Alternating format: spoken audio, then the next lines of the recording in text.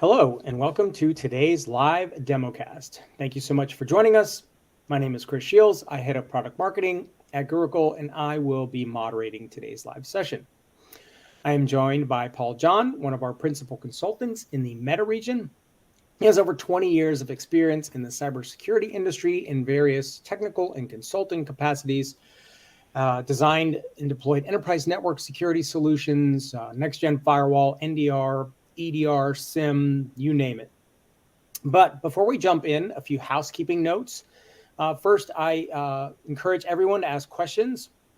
You can type them in the box labeled questions. I think it's just under the webinar window.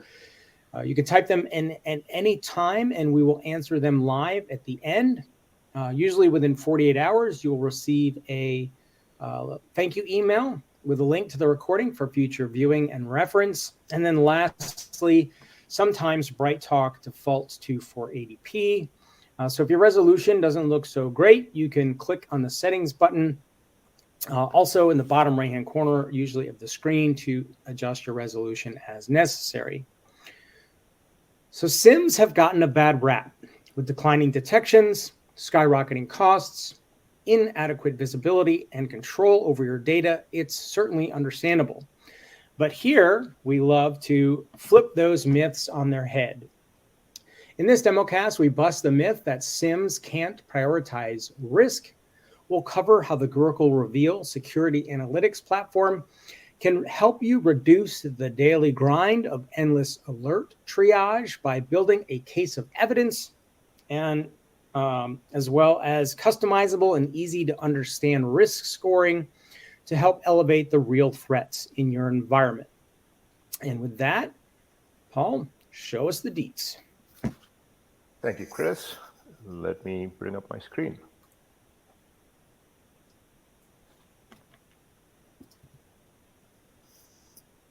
I hope you all can see my screen okay. Affirmative. Thank you. So as Chris mentioned, alert fatigue, that is one of the key challenges which we see SOC analysts face on a daily basis, because in an enterprise, obviously you'll have hundreds or thousands of alerts coming up on the SIEM on a daily basis. Now, triaging those alerts, getting to the right alerts which need to be focused on at that point of time, which makes sense or which is the most important one for the organization at that point, that's a difficult task. Now, that's what we are going to show you in the demo here, how in Gurucul, using our REVEAL platform to address that challenge for the SOC analysts. So what you see here is our threat detection, investigation, and response dashboard.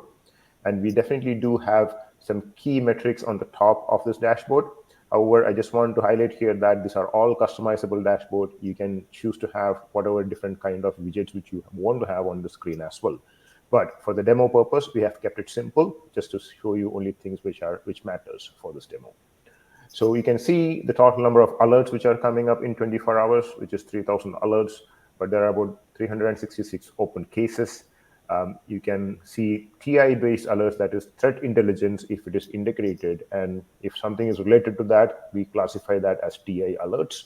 And of course, auto response, which is nothing but our built-in security orchestration and response capabilities, SOAR capability. So any automated response action which has been triggered on the platform would be counted as auto response. But at this point in the demo, that is not really relevant. So it shows 0 here. And of course, it shows the risky users and assets as well. Further down on the screen, you can see classification of alerts based on enterprise alerts as well as cloud alerts, based on the integrations which are done in the organization. So basically, any on-premise enterprise-based log sources and alerts are triggering from there, that will be classified as enterprise alerts. And obviously, you can click through each of those and get into individual alerts and do investigations. That's definitely possible. Same is the case with cloud alerts as well. As you can see here, these are coming from AWS infrastructures.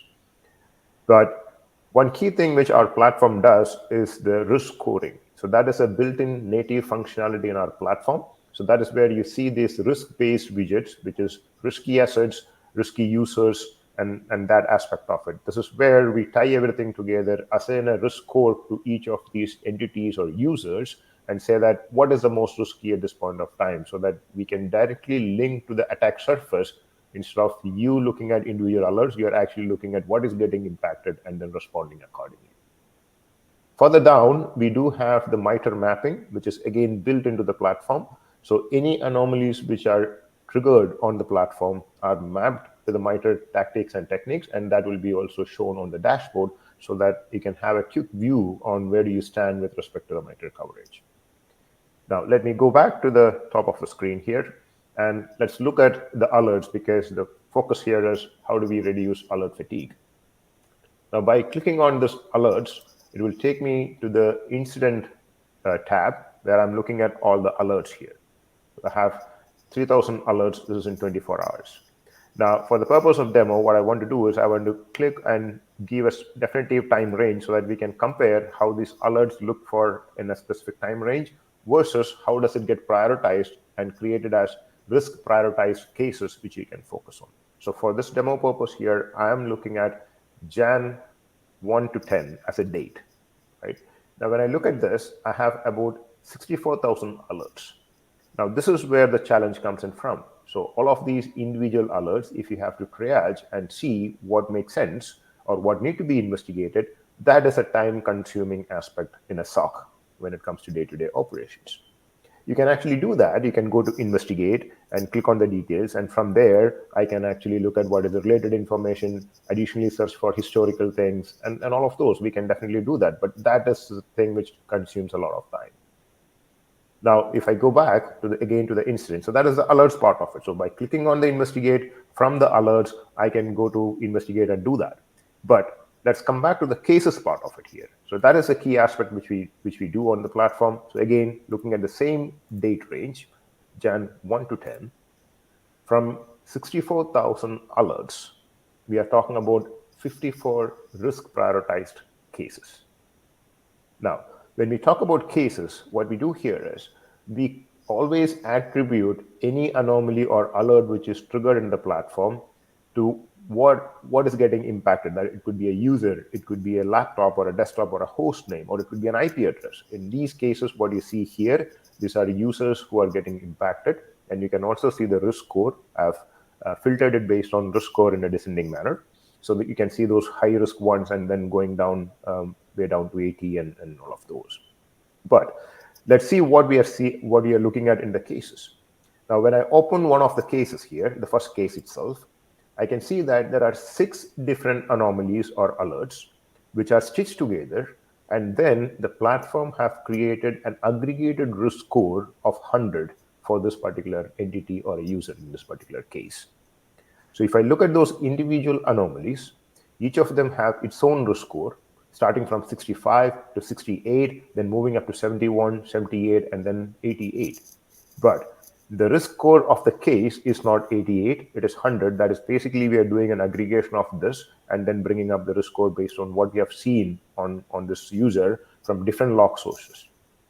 So here, what you can see is there are alerts or anomalies coming from proxy, coming from email, Office 65, coming from Okta, which is the identity part of it, again, something coming from email as well. So these are stitched together and then created a risk prioritized case so that this case can further be assigned to specific users or roles for that matter. You can see the owner name is admin at this point of time, but this is configurable. I can say if the risk score goes above certain limit, say if it is above 90, automatically assign that particular case to a level 2 analyst so that he will get a notification that a case is assigned to you. They can quickly jump on that. If the risk score is low, probably we can assign it to L1 who can investigate and see if it further need to be escalated to the L2 or not. So all of those different aspects is definitely possible within the case management itself. Now, if I investigate this case now, I'm not looking at it as individual alerts. If I click on investigate here, this basically gives me all the related information with respect to all the events and alerts which are part of that case. So here, and the relevant information is also highlighted here as well. So something coming from email, so its resource name is email here, and the respective information with respect to the sender, recipient, and the raw messages associated with that as well. So you'll be able to see all of them here. And you can also see on the left-hand side in the investigate page, we have the resource name and all these attributes which are related to these particular logs which we are looking at. So I can see there are 3 different resource names. These are coming from email, Okta, and Zscaler proxy. If I want to filter further down, I can definitely select that and add it to the search so that I can further filter down based on individual log sources as well when you do your triage part of it or investigation part of it. The other key thing which I want to highlight here is when you look at a user, we also provide, so you can see the employee ID here. And if I click on this blue button, it will actually give me all the additional context around that particular employee ID, because I only have employee ID in the log, but based on the additional enrichment which we do on the platform, I can see his first name, last name, the title, the department which he belongs to. So all these additional information as context is also coming into the picture without even you going and searching for it. So that is already in front of the analyst's eyes so that he can quickly look at these kind of things. Furthermore, on this employee, I can go and see, so this was actually a case. We are looking at the events and alerts which are related to that particular case which has been generated because the risk score was high. I can go to the profile of this particular user here by right-clicking and say, go to profile. Here, I can actually see these individual anomalies in a very nice timeline view as such, saying that, okay, when did it start, when was the first alert, moving up, and each of these individual things coming up as well.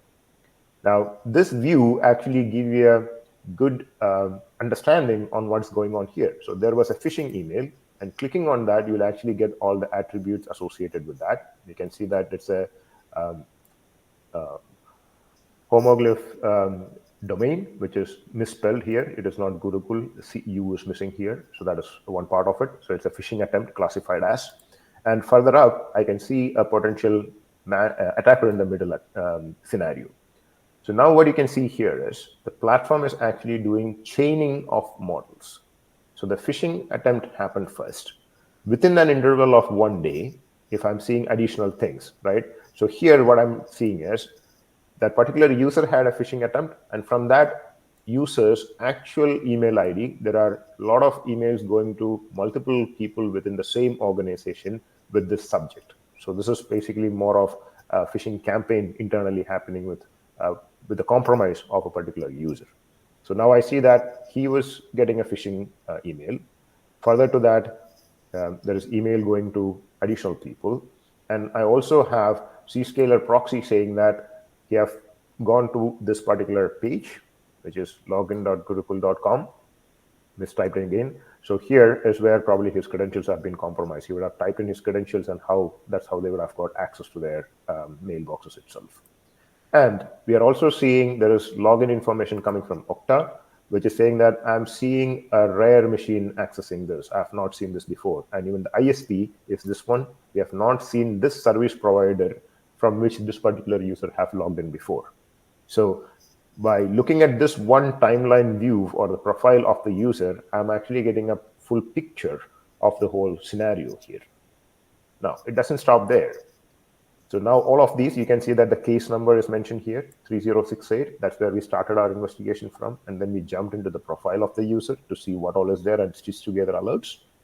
And I can also respond to this from here saying that if I have taken a response action, I can say, yeah, risk mitigated and close the case. But if I want to see what happened before or after for this user, I can further expand this timeline for the user. I'm going for a monthly view at this point of time. So before this case was created on this particular date, which is 7th of Jan, on the previous day, there was another anomaly which was triggered for this user, which was a medium severity one, medium, it is a 68 risk score. It was not worth it to create a case for that, which was only a standalone alert. But this says that there is a data breach activity detected for this particular user coming through the threat intelligence, right? So these information were leaked for this particular user. Now I get additional context there. Okay, now this phishing attempt is because his information was out there in a data breach record. Now, after this particular case has been created, further to that, we have seen additional activities as well. But if you look at it, this is risk score at 65. And these risk scores are done on a daily basis. So on previous day, it was 100. Based on the next day's activities, the risk score is 65. But the user's risk score will never go down till the time this case, so the case is at this particular day, it is at risk score 100. Unless and until this is resolved, the risk score will always stay at 100. It will never go down. The moment you close the case, the risk score will further drop, and then any new activities which are coming up will accordingly ranked, and the risk will be defined, or the risk score will be defined for the user accordingly. So that is how the risk scoring work and how it all gets stitched together, and then getting into the details of events and logs for you to validate, a triage, and then getting into the profile view where you can actually get the full picture of things. Now, one last bit there is, if I again go back to the investigate page, with our built-in SOAR capability, the orchestration and response capability, we can actually take response actions on the user or any of those which are already in the platform. Let me just quickly show you that as well. So anywhere when you're doing an investigation, I can actually select that and then say, I want to execute a playbook, right? Where any of these playbooks which are created, we have many playbooks which are out of the box. And in this particular case, since it is a phishing campaign, I want to quarantine an email. I can execute that playbook and then get that response action also done. So what we are saying here is, instead of looking at all those alerts and trying to prioritize that manually, the platform is doing that for you and creating risk prioritized cases. However, one point to highlight here is, not all alerts which are generated on the platform will be part of a case, because when that risk is increasing, or whenever everything can be stitched together and attributed together to a particular user or an entity or an IP address, whatever it may be, that's when a case is created. In the alerts, there would be so many alerts which are low severity or medium severity or any of those which will be there. We are not saying that you should ignore them. Always focus on the risk prioritized cases, which are the most important ones in your organization that need to be addressed now. And then you can look at additional alerts which are there, which are not part of a case, and you can review those so that you're always prioritizing what we are really looking at.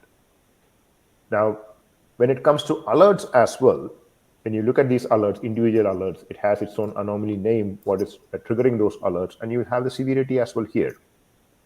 And you can go and investigate those alerts individually, as I showed in the beginning. Our recommendation is, it's easier for you to click on that entity or a user which is part of that alert and directly go to the profile view so that I can see what else has happened on for that user. So instead of that single anomaly, here when I clicked on that, there was only one anomaly here, but I can see there is one more which was triggered. So when I'm looking at this, these are individual alerts.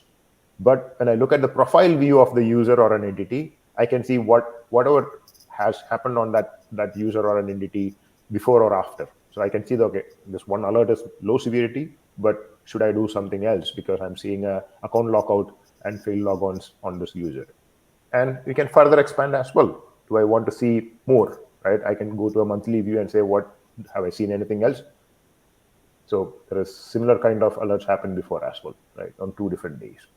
So to conclude, what we are saying here is, the platform automatically stitches all these anomalies, provide risk scoring, dynamic risk scoring, and then elevate the risk score according to what we see against a user, entity, or IP address or whatever it is, and then create risk prioritized cases which can be which SOC analysts can focus on and prioritize on to act upon, and then move on to the alerts which are not part of a case, and you could triage that and then take things forward.